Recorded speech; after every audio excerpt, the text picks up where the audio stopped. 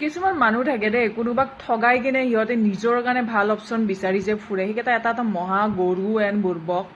তহঁতে কি ভাবিছ দুনিয়াত মানে একো কি আৰু মানে একো এনেকুৱা পাৱাৰ বা এনেকুৱা মানে একো নাই মানে শক্তি যোনে তহঁতক মানে ৰখাব পাৰিব বা তহঁতক মানে সেই কৰ্মাৰ ফলটো নিদিব বুলি ভাব নেকি?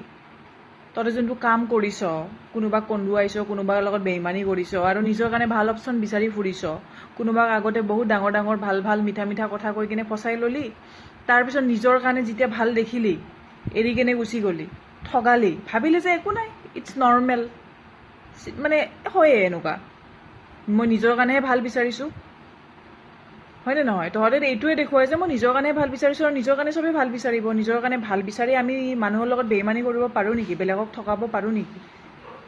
অকল আমি নিজৰটো ভাবি কিনে আমি বেইমানি কৰিব পাৰোঁ নেকি? তহঁতৰ লগত যেতিয়া হ'ব তেতিয়া গম পাবি, ঠিক আছে?